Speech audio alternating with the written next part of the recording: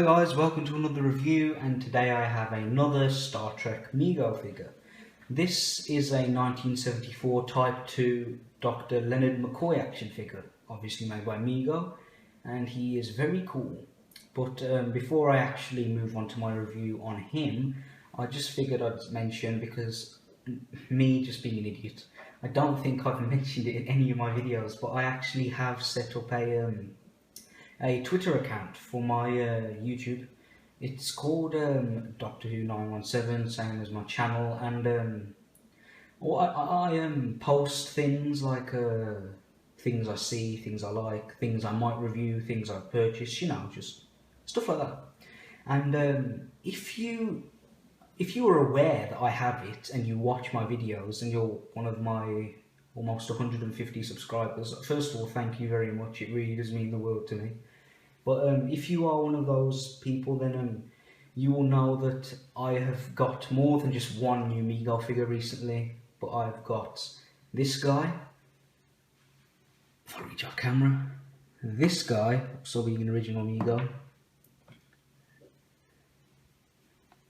Michelle Nichols here, obviously Lieutenant Uhura, and the holy grail of my now Star Trek collection.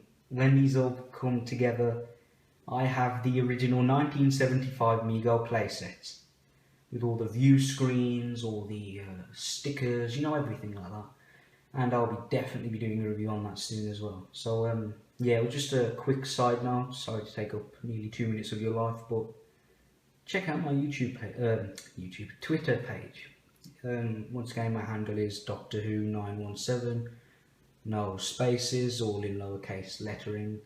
And yeah, now that I've rambled on, here is the figure, of course portrayed by DeForest Kelley. And I'm sorry to do this to you, but I do have one more side note, but this is a quick one. I recently went on holiday to Los Angeles, and you've probably heard of this place. It's called the Chinese Theatre. There's a lot of different people who've got their handprints and their signatures on this place. It's like slabs. It's kind of like a more personal version of the Walk of Fame, which I also walked down. There was one with the original series cast on it. Everyone. I don't think Gene Roddenberry had signed it though. I cannot remember. But once again, I did tweet a picture of it, so have a look at that if you haven't already seen it or already don't know that it's there, because I didn't. And I saw it and it was really cool. But anyway, the figure. That is really good. I've always thought this, whether I've said it or not, I don't know, but I've always thought Mego, for their time, were very, very good with their head sculpts. I mean, considering how old this is, 41 years, that looks just like DeForest Kelley, really. It's got the raised brow, it's got that look of, damn it, Jim, on his face. As if he's gonna swear at Spock, that green-blooded so-and-so, you know. And that is just tops in my book. That is amazing. As you can see there, he's got nice detailed brush strokes as well. As you can see, his sideburns, his eyes are blue. It's pretty cool. He's also got one eyebrow more raised than the other, so that's another nice feature. Or detail, I should say. Oh, let me just turn on my light. Maybe you'll be able to see more easier. There we go. Lovely jubbly. Adjust my camera angle. He has a normal Mego Star Trek costume, as you can see here. This is the blue one, as they only really did 3 male versions, which were yellow, gold I should say, red and blue. That's cool. His badge there. And another thing I don't think I ever mentioned in any of my previous Mego reviews, this did have like a silver foil kind of a thing over it. Not like those new EMCE ones. I'm not sure why they're so big on these new ones, because on this it was just like a foil covering this, and it looked nice. None of mine actually have them on there. They fall off quite a lot of the time I've seen in people's reviews, so I'm not too irritated about that. There is a ever so slight tear right there. It's not noticeable because it's like a small hole really, more than a tear. So I don't mind because it's nothing major. You have his bands on his sleeves, which are also in good condition, as you can see there. The pretty standard black trousers and the nice looking, oops, his phaser fell out. And the nice looking boots, as you can see here, which with the Type 2 were attached to the leg, similar to the Type 1, except these ones feel nicer, these legs, they're more solid. He has the elastic around his trousers as well, and here's his belt. Talking of his belt, his phaser, which just fell out, here it is. Whether it's a reproduction one or not, I don't know, but well, yeah, it looks cool. He holds it the same as any other of the Megos would, you know, just like that. He holds it nicely, but no interchangeable hands, so nothing major. And it does fall out of his belt quite easily, I've found. But since I'm not moving him or playing with him, once again, nothing I'm going to cry about. And if it focuses on it, here we have his, oops, I was hoping it would just stay in place. His communicator, pretty standard. I mean, this one, I think it might be an original just because it's, you know, not in good shape really. It's got a few marks on it and stuff. Things like these accessories as well, when I get my figures, I like to clean them. I mean, I don't exactly dunk them in water, but, you know, I get like some disinfectant and I clean the accessories in particular. Just because I don't know whose mouth they've been in. So, you know. He has a tricorder, similar to Mr. Spock, except I've put it so it comes down from his left shoulder down to his, left shoulder. Yep, left shoulder down to his right side, as that is how... God, I don't know why I just got confused there. It's basic kid stuff, that. His tricorder, same as Mr. Spock's, except it isn't really torn anywhere. As you can see, it's in nice condition, this one. I don't know if this is a reproduction either, but I'm not too bothered.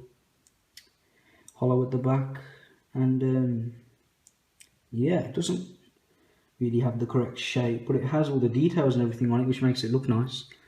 And in the show, I've found he normally had it down this side, or he'd just put it on one arm like that, really. And obviously, when watching the show, you know what it is, so you know it's a tricorder, a medical tricorder anyway. And that's why I don't put it on his arm here, because it kind of looks like a handbag more than it does a tricorder. And so, you know, in the stitching on his arm, it's coming undone slightly there. Once again, I don't move them. Well, I have been moving them quite a bit more now ever since I got the playset, you know, seeing who looks nicer where and what have you. But apart from that, I don't move it, so it's not a problem to me. And if it ever starts to tear anymore, well, not tear, but come undone, I should say. If that ever happens, I'll just see if I can find myself some string similar to this blue. And what I'll do is I'll, well, depending on who's home, if my grandmother is here visiting, then I'll definitely go to her.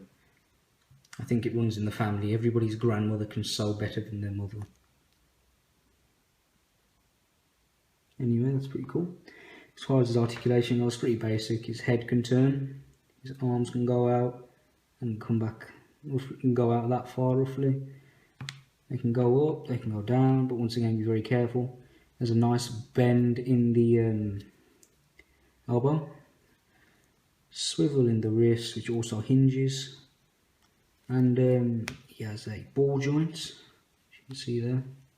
Very nice, just above the pelvis. His legs can go out about that far, but they just come back normally. Go forward and back, obviously, and bend in the knee. So his articulation is pretty standard to not just Megos, but the majority of reproduction figures, unless they're the Type 1 NECA body. Another side note, I have purchased myself some retro NECA figures. I'm not going to say which ones, but I will be doing reviews of them soon. Because with declining space in my bedroom, I've had to rethink my hobby of collecting. Not that I used to buy massive statues, like of a Balrog or something from the Lord of the Rings.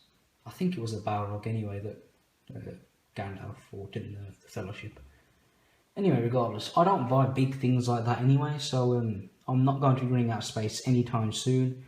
But things I am going to be buying still are my Star Trek Diamond Select ships. I have been overly pleased with the ones I've got recently, and I still have my All Good Things Future Enterprise D to review, expect that.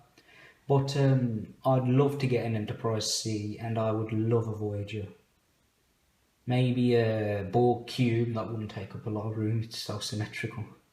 So that'd be cool to have as well. But apart from those, I'll be purchasing other little Star Trek knickknacks, like maybe if Titan Merchandise make any more. I would love a Data Bust. He's my favourite Next Generation character, so if they did that, I'd be very happy. Or a Doctor from Voyager, as he's also my favourite Voyager character. And apart from those, I will be purchasing these retro style figures, whether they're from the 70s, whether they're Mattel remakes, or whether they are NECA ones, or who else make Biff Bang Pow stock Doctor Who ones. I don't have all the Doctor Who Biff Bang Pow ones anyway, so I will be buying them as well. So yeah, just so you know, that's pretty much what I will be reviewing in the future. Things I already own from my childhood or whatever. Things I see in a shop that I like. You know, I'm not going to review Weetabix or anything, but you know what I mean, you get the drift. Yeah, just more retro style things, because these are really good figures in my opinion. The NECA ones are outstanding. I mean, people complain they're too baggy or whatever. Just wait. NECA makes the 6-inch, 7-inch rough. That's roughly how they are. Plastic ones still, with no cloth. So just wait for them. They're also very nice. I just however prefer these because they're cooler in my opinion. Anyway, thanks for watching and take care, guys.